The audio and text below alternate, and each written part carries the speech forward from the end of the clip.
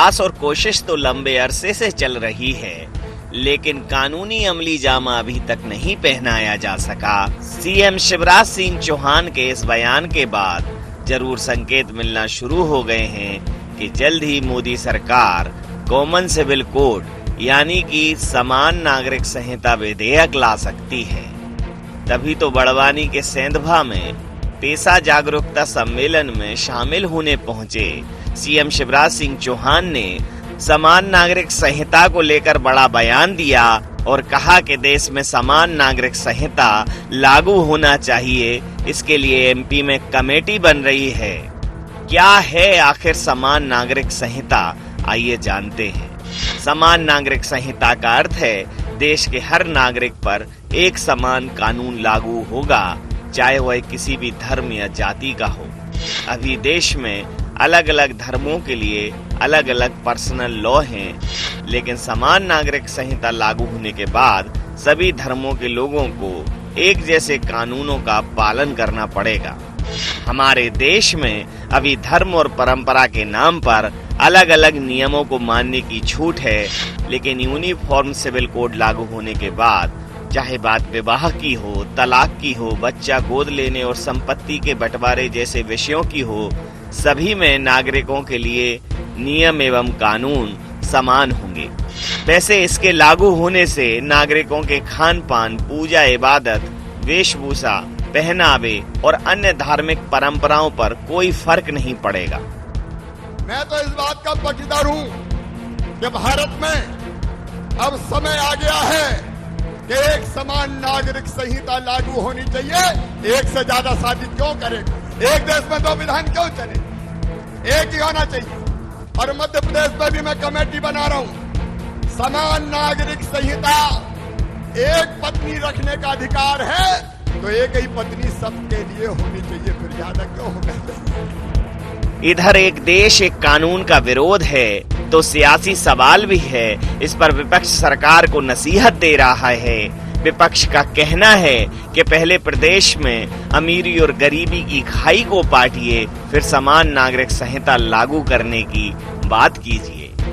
माननीय मुख्यमंत्री जी, समान नागरिक संहिता से ज्यादा जरूरत इस प्रदेश और इस देश को समान इनकम की जरूरत है। अगर आप समान नागरिकता संहिता लाने की बात करते हैं तो हम आपसे मांग करते हैं कि आप इस देश की और इस प्रदेश की अमीरी और गरीबी के बीच की खाई को खत्म करिए। आप एजुकेशन व्यवस्था सबकी बराबर एक समान कर दीजिए। सभी के लिए एक समान स्वास्थ्य सेवाओं का लाभ मिले, ऐसी व्यवस्था कीजिए। गौरतलब है कि एक देश एक कानून पर बात तो काफी दिनों से हो रही है। जानकर आश्चर्य होगा, पूर्व प्रधानमंत्री जवाहरलाल नेहरू ने भी सन 1930 में इस कानून को लागू करने का समर्थन किया था। एक दशक बीत गया, देश आजाद हुआ, सरकारें बनी और बदली, लेकिन ये कानून ठंडे बस्ते में ही रहा। हालांकि इस कानून के लागू होने से देश की सियासत में बड़ा असर पड़ेगा और कोई भी सियासी दल वोट बैंक की राजनीति नहीं कर पाएगा। इतना ही नहीं, वोटों का ध्रुवीकरण रुकेगा। अब देखना होगा कि मोदी सरकार चुनाव से पहले समान नागरिक संहिता का मास्टर स्ट्रोक लगाएगी या फिर ये चुनावी शिगुफेबाजी साबित होगी।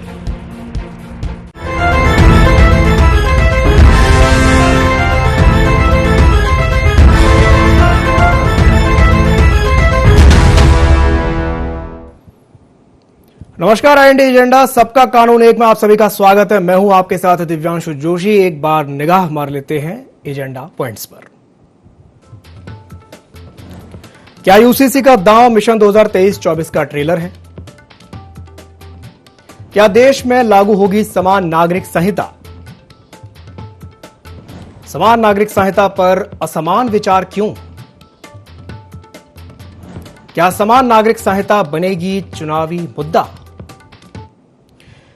तो एक बार फिर आपका बहुत बहुत स्वागत है आईएनडी एजेंडा में। और आज हम जिस विषय पर चर्चा कर रहे हैं, मुख्यमंत्री शिवराज सिंह चौहान पेशा जागरूकता कार्यक्रम के तहत बड़वानी के सेंधवा में थे, जहां पर आज उन्होंने मंच से एक बहुत बड़ी बात कह दी। और उन्होंने कहा कि मध्य प्रदेश में बहुत जल्द ये लागू हो सकता है। ये बात सामने आई है कि समान नागरिक संहिता पर सियासत तेज हो गई है और वो कह रहे हैं कि भाई समान नागरिक संहिता मध्य प्रदेश में लागू होना चाहिए। और उन्होंने एक और बड़ी बात कह दी है कि इसके लिए बाकायदा मध्य प्रदेश में कमेटी का भी गठन किया जाएगा जो इस पर बहुत जल्दी निर्णय ले सकती है। तो आज इसी विषय पर हम चर्चा करेंगे और चर्चा करने के लिए हमारे साथ 3 खास मेहमान जुड़ रहे हैं। हमारे साथ चर्चा में जुड़ रहे हैं अभय प्रताप सिंह जी जो कि नेता हैं बीजेपी के, साथ ही साथ हमारे साथ जुड़ रहे हैं स्वदेश शर्मा जी जो कि प्रवक्ता हैं मध्य प्रदेश कांग्रेस के, और हमारे साथ जुड़ रहे हैं देवदत्त दुबे जी जो कि वरिष्ठ पत्रकार हैं। आप तीनों मेहमानों का बहुत बहुत स्वागत है ID24 में। सबसे पहले मैं शुरुआत करना चाहूंगा स्वदेश शर्मा जी से। स्वदेश शर्मा जी, जिस तरीके से मुख्यमंत्री शिवराज सिंह चौहान ये बात कह रहे हैं कि मध्य प्रदेश में समान नागरिक संहिता लागू होनी चाहिए, क्या मध्य प्रदेश में समान नागरिक संहिता इतनी आसानी से लागू हो पाएगी?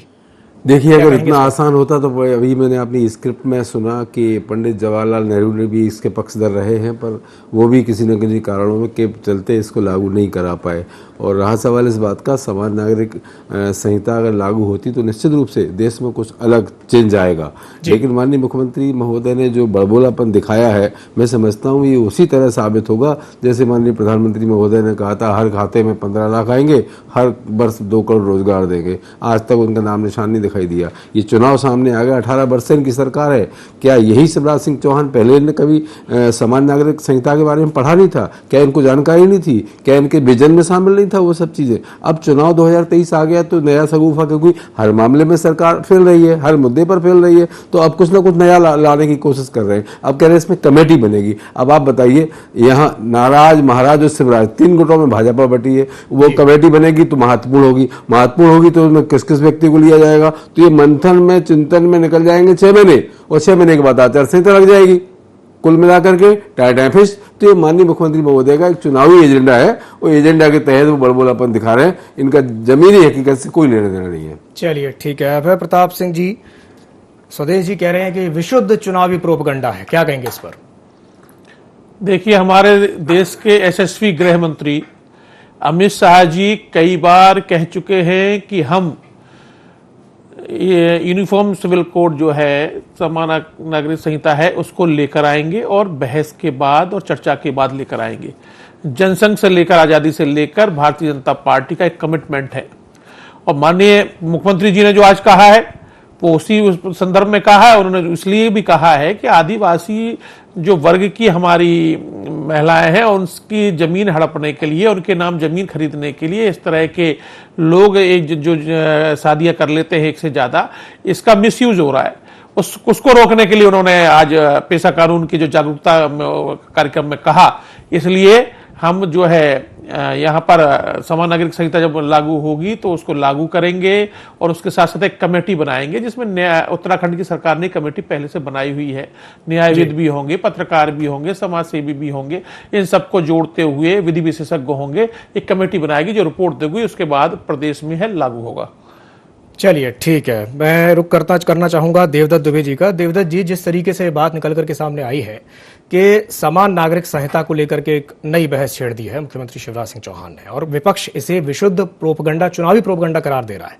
आप इसे कैसे देखते हैं और क्या कहेंगे इस पर?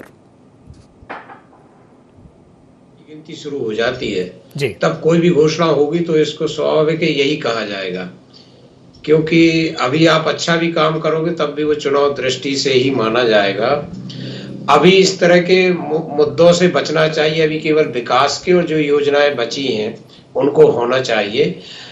इतना अच्छा ये प्रयास है कि आप एक देश में एक विधान होना ही चाहिए।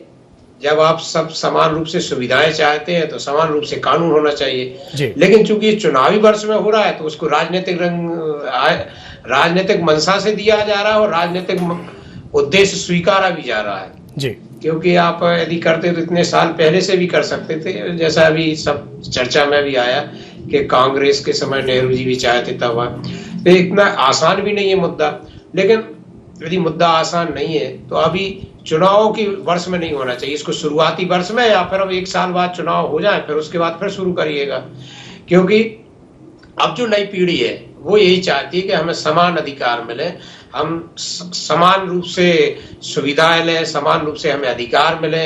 अब वो जमाना चला गया कि जाति और धर्म के नाम पर वो सब रोटियां सेकते रहे सब लोग और उसी पे आधार पे कानून भी बनते रहे जी। तो क्षेत्रीय आधार पे, कभी जाति के आधार पर, कभी धर्म के आधार पर, जबकि सबका रोटी कपड़ा मकान की जरूरत है, शिक्षा स्वास्थ्य सबकी जरूरत है, तो कानून और विधान भी सबके लिए एक से होना चाहिए।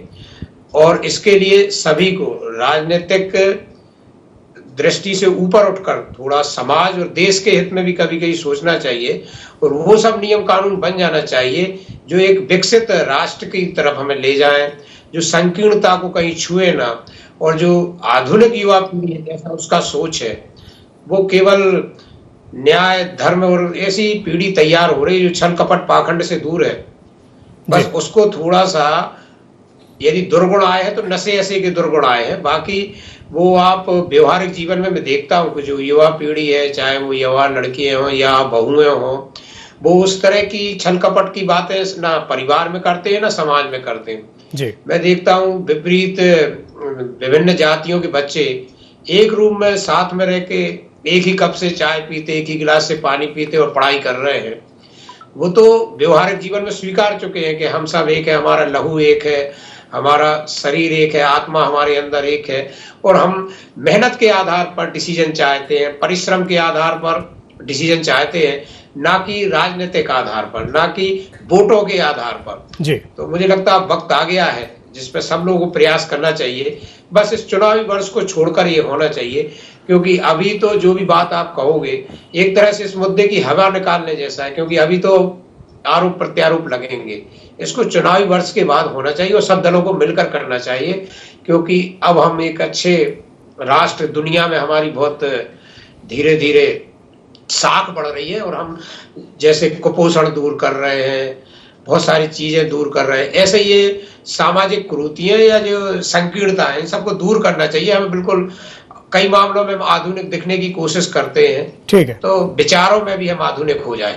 जी, विचारों में भी हम आधुनिक हो जाएं, ये बड़ी अच्छी बात कही आपने। स्वदेश जी, मेरा आपसे सवाल ये रहेगा, अगर समान नागरिक संहिता भारत में लागू होती है तो उसमें दिक्कत क्या है? आपको ऐसा क्यों लगता है कि ये एक प्रोपेगेंडा मात्र है? देखिए जोशी जी, आप मैं समझता हूँ आप विद्वान पत्रकार हैं, आप इसको भली बात समझ रहे होंगे। संवैधानिक व्यवस्था में ये व्यवस्था है कि इस तरह का कानून जब बनाया जाएगा तो पक्ष विपक्ष, पत्रकार, विशेषज्ञ, इन सबको इकट्ठा होकर सबका मत लेकर के मत के बाद तब ये कानून पारित होने की स्थिति में आएगा। अब आप बताइए, आज के एजेंडे में, आज के डिबेट के पहले, आज के भाषण के पहले किसी को पता था कि माननीय मुख्यमंत्री महोदय शिवराज सिंह चौहान इस पर एक कमेटी बना रहे हैं और ऐसा कोई कानून लाने की कोशिश कर रहे हैं? अरे माननीय मुख्यमंत्री महोदय, सब जान रहे हैं कि आप हवा में बोल रहे हो। आपके 22,000 से ज्यादा तो घोषणाएं अभी खाली पड़ी हैं, उनको पूरी कर लेते कम से कम, तो ही मान लेते कि भाई आपने कुछ किया है मध्य प्रदेश के लिए। रहा सवाल इस बात का कि आज विद्वान पत्रकार जैसा देवदत्त शर्मा जी ने कहा है, निशित दुबे जी ने जैसा कहा है, मैं बिल्कुल इत्तेफाक रखता हूं कि ये चुनावी हवा के सिवा कुछ नजर नहीं आ रहा है, इसमें कहीं कोई तथ्य है ही नहीं, बिना तथ्यहीन बातें कर रहे हैं। अच्छा, और ये कानून ऐसा नहीं है कि कोई एक राज्य घोषित कर दे और अपने यहाँ ला दे, ये कानून तो देश में बनेगा,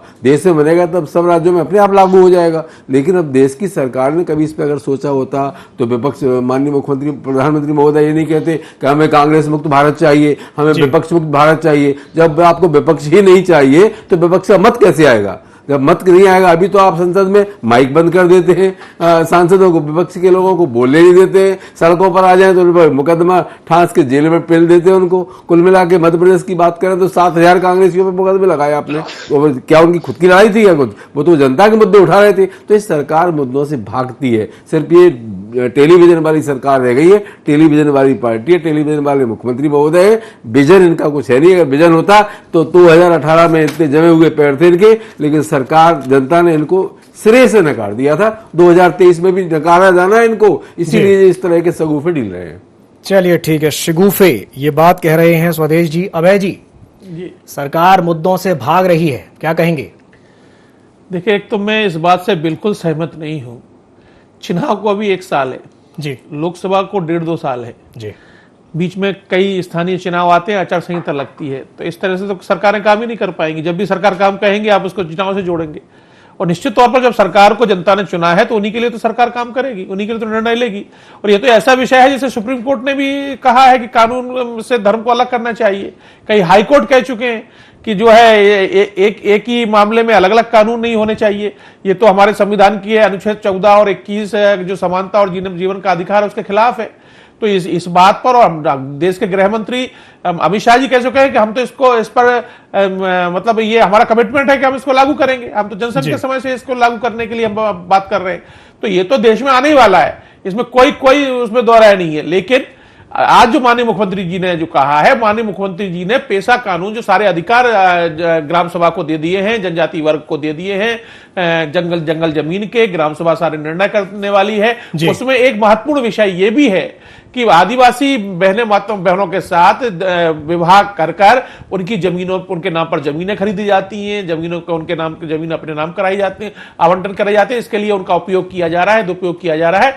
उसको रोकने के लिए उन्होंने कहा है कि जो हम जो वो लाएंगे एक समान आचार संहिता जो आएगी, तो जो है समान नागरिक संहिता आएगी, उसके लिए मध्य प्रदेश एक कमेटी बनाने जा रहा है जिससे इस दुष्परिणामों से भी बचा जा सके। चलिए, स्वदेश जी कुछ कहना चाहते हैं। स्वदेश जी क्या कहेंगे? ये कह रहा था कि माननीय मुख्यमंत्री महोदय हो या प्रधानमंत्री महोदय हो, जब इन्हें कोई अमेंडमेंट लाना होता है, रात को 12 बजे संसद खुल जाती है और सवेरे लागू हो जाता है। नोटबंदी रात को 12 बजे और नोट 1500 के बंद कर डाले। कुल मिलाकर के माननीय मुख्यमंत्री महोदय, माननीय प्रधानमंत्री महोदय कहते हैं, आप ऐसे बोल रहे हैं, कहते हैं, करके क्यों नहीं दिखा पाए इतने सालों में? आप बताइए, 2014 में से देश में आपकी सरकार है, दूसरी बार रिपीट हुई है। अगर आप कहते हैं यही बोलते रहोगे तो कब तक सुनेगा आदमी? देश जमीन पे चाहता है कि हकीकत क्या है। आप अमेंडमेंट कोई भी लाते हैं तो आपने देखा ना, संसद खुली 12 बजे तक, आपने देखा ना 12 बजे रात को 12:01 पर आज से 1000 और 500 करोड़ बंद हो जाएंगे। तब किसी विपक्ष से पूछा था, तब किसी विशेषज्ञ से पूछा था, तब किसी अर्थशास्त्री की राय ली थी? नहीं ली थी, और अब बुरी तरह फेल हुआ। इसीलिए आज देश के हालात बस से बदतर हो चुके हैं कि आगे बंदर के हाथ में अगर नाखून आ जाए, खुद की खोपड़ी खुजाता है, खून बहाता है। वो स्थिति आज देश के हुक्मरानों के साथ हो गई है। हम चाहते हैं इसमें परिवर्तन अब होनी चाहिए। देखिए, ब्रिटेन से भी आगे है हमारी अर्थव्यवस्था जी। हम ये आंकड़ों की बात है, आंकड़ों की बात है। फाइनेंशियल तो आंकड़े ही बताते हैं कि जीडीपी कितना है और ग्रोथ रेट कितनी है। कौन से आंकड़े? ये देश ये जानता है, देश ये जानता है, देश की अर्थव्यवस्था जानी जाती है, देश ये जानता है। इसलिए देश की अर्थव्यवस्था किलो तेल मिल रहा है, देश ये जानता है, 40 रुपए किलो टमाटर मिल रहा है। देश को ये पता है कि देश अपने डीजल पेट्रोल में मर रहा है, किसान मर रहा है, अपने उनके ट्रैक्टर जुताई बुआई सब कुछ ट्रैक्टर से हो रहा है, सब्सिडी दी जा रही है, और डीजल इतना महंगा कर दिया आपने। अरे आपने खुद कहा था, आपने खुद कहा था 2018 में ही कहा था गैस सरकार सब्सिडी लाएंगे, 100 रुपए देंगे। क्या दे रहे हैं आप? स्वदेश जी एक मिनट। अभय नारायण जी, मेरा आपसे सवाल एक ये भी है यहाँ पर, जो बात अभी हीरालाल अलावा जी कह रहे थे कि क्या समान नागरिक संहिता लागू करने से पहले जिस तरीके से हम देश में देख रहे हैं, जो आर्थिक खाई है, वो ठीक है, आपने सही कहा कि टॉप 5 इकोनॉमीज में भारत का भी नाम है, दुनिया की टॉप 5 अर्थव्यवस्थाओं में भारत का भी नाम है। लेकिन उनकी बात भी तो गलत नहीं है कि पहले हमें इस पर काम करना चाहिए कि जो आर्थिक खाई पैदा हुई है अमीरों और गरीबों के बीच में, पहले उस पर काम किया जाए, उसको पाटने का काम किया जाए, उसके बाद समान नागरिक संहिता की बात की जाए। क्या कहेंगे इस पर? देखिए, वो जयेश के जो हीरालाल जी ने कहा जी, यही वो लोग थे जब पेशा कानून लागू नहीं था तो कहते थे कि पेशा कानून लागू किया जाए।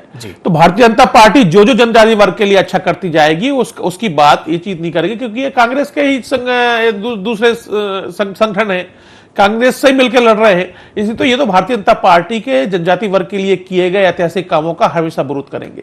इन्हें स्वागत करना चाहिए। पेशा कानून की, पेशा एक्ट की मांग थी जनजाति वर्ग की, क्यों नहीं उसका स्वागत कर रहे हैं? अब उसको डाइवर्ट करने के लिए अगर माननीय मुख्यमंत्री जी कह रहे हैं कि हम जो है समान नागरिक संहिता लाएंगे जिससे कि आदिवासी बहनों का संरक्षण कर सके, तो उसका स्वागत क्यों नहीं करना चाहिए? उसको डाइवर्ट करने के लिए आप दूसरी तरफ कर रहे हैं। तो भारतीय जनता पार्टी की सरकार हर दिशा में जो रोजगारों के लिए, बेरोजगारों के लिए रोजगार हो, उसके लिए भी रोजगार दे रही है सरकार। उसके भी आपने देखा होगा कि उसके भी अपॉइंटमेंट लेटर दिए जा रहे हैं।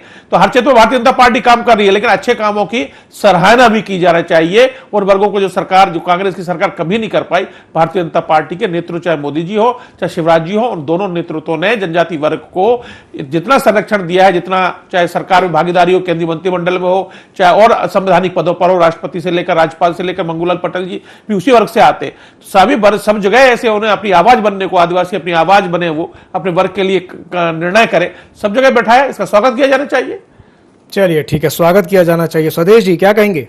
देखिए, स्वागत करने योग्य तब होता है ये जब आप पेशा एक्ट लागू करने की बात कर रहे हैं, उसी का आयोजन हो रहा है, उस पर बात ना करते हुए अब आप एक चहलकदमी करते हुए, एक ड्रामा करते हुए दिखाई दे रहे हैं कि आप पूरे उस पर कैट वॉक कर रहे हैं आप मंच पर, और आप फिर कह रहे हैं कि अब यहां समान नागरिक संहिता लागू करने का वक्त आ गया है। अरे भाई, पेशा एक्ट के बारे में तो पूरा समझा देते तो लोगों को लगा कि इस अगूफा वाकई ढीला जा रहा है, तो लोग तो इस पर मजाक उड़ाएंगे ही। मैं समझता हूँ पत्रकारों से मैंने बात की, जब पता चला कि इस विषय पर आज चर्चा होनी है, तो पत्रकार खुद कह रहे थे ये मुख्यमंत्री है कि नौटंकी बात, समझ में नहीं आ रही ये कर क्या रहे हैं।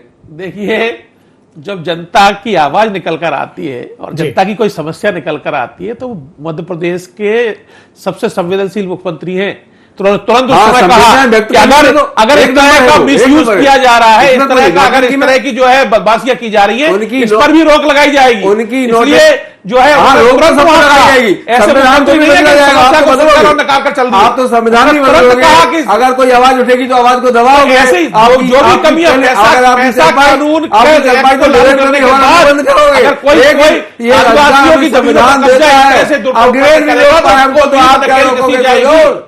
अंग्रेज नहीं रोक पाए तो आप क्या रोकोगे? हम तो बोलेंगे ये अधिकार हमें संविधान ने दिया है। ठीक है, अधिकार दिया है बिल्कुल संविधान ने। चलिए मैं देवदत्त जी से एक सवाल कर लेता हूं। देवदत्त जी, मेरा आपसे प्रश्न ये रहेगा कि जिस तरीके से मुख्यमंत्री शिवराज सिंह चौहान ने एक बहुत बड़ी बात उन्होंने कह दी है, उनके बारे में ये कहा जाता है कि वो मंच से कई बार बड़ी बातें तो बोल जाते हैं, लेकिन धरातल पे उनका इंप्लीमेंटेशन कई बार तो नहीं हो पाता है या बहुत देर से होता है। तो इस बार जब उन्होंने समान नागरिक संहिता की बात कही है, तो क्या आपको लगता है कि चुनावी साल में ये चीज हो पाएगी? देखिए, पहले तो समान नागरिक संहिता लागू करना राज्य का केवल विषय नहीं है, बिल्कुल ये केंद्र का और सभी राज्यों का विषय है। इसलिए इनके कहने का और प्रधानमंत्री के कहने का अलग अलग अंतर है। लेकिन ये बात सही है कि राजनीति में कई बार मुद्दे छोड़े जाते हैं और उनका फिर फीडबैक लिया जाता है कि इसका क्या असर है।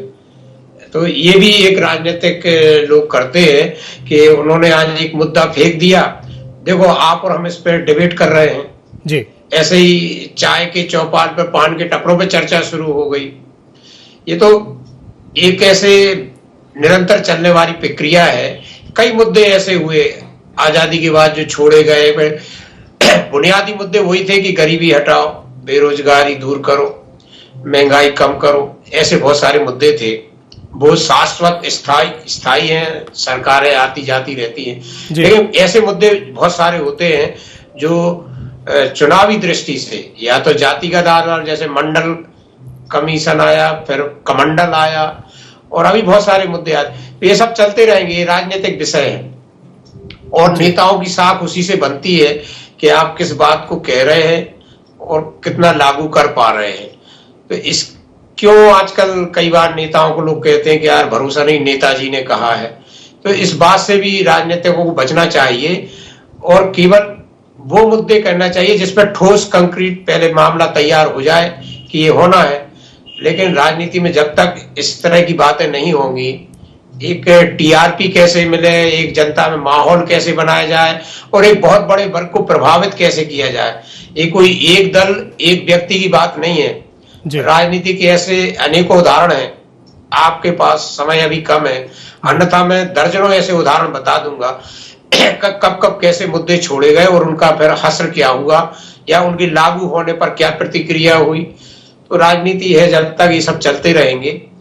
और देश जो चाहता है, मैं जो समझता हूँ युवा मन जो चाहता है, अब वो वाकई में बहुत इस तरह की बातों पे बिलीव नहीं करता। वो केवल समानता चाहता है कि हमें सबको समान अधिकार मिले, समान सुविधाएं मिले और प्रतिस्पर्धा का मंच भी समान रूप से मिले, जिसपे हम अपनी प्रतिभा दिखा सके। किसी को जाति या धर्म के आधार पर महत्व ना मिले। और क्यों मिलना चाहिए? या तो फिर आप इस तरह के कानून बनाएंगे तो फिर सुविधाएं लेने में भी वो मतभेद होना चाहिए। तो सभी दलों को राजनीति से ऊपर उठकर नेताओं को एक कानून, एक विधान देश में इस पे आ जाना चाहिए और जिससे देश समान रूप से प्रगति कर सके, सभी को अपनी क्षमता दिखाने का अवसर मिल सके और किसी के साथ भेदभाव ना हो। बिल्कुल बिल्कुल, आपने सही कहा, किसी के भी साथ भेदभाव ना हो। चलिए, आप तीनों मेहमानों को हमारे साथ जुड़ने के लिए बहुत बहुत धन्यवाद। तो आज जिस विषय पर हमने चर्चा की है, मुख्यमंत्री शिवराज सिंह चौहान ने एक बहुत बड़ी बात आज पेसा जागरूकता कार्यक्रम के दौरान उन्होंने कही। उन्होंने समान नागरिक संहिता को लेकर के बात कही है कि बहुत जल्द ही इसे लागू किया जाएगा और इसे लेकर के मध्य प्रदेश में कमेटी भी बनाई जाएगी, ऐसा उन्होंने कहा है। तो वहीं जो विपक्ष है वो इसे विशुद्ध चुनावी प्रोपेगेंडा करार दे रहा है। अब ये देखने वाली बात होगी कि इस मुद्दे का आने वाले विधानसभा चुनाव पर कितना असर पड़ता है। तो एजेंडा में फिलहाल के लिए इतना ही। मुझे दीजिए इजाजत और आप बने रहिए ID24 के साथ। नमस्कार।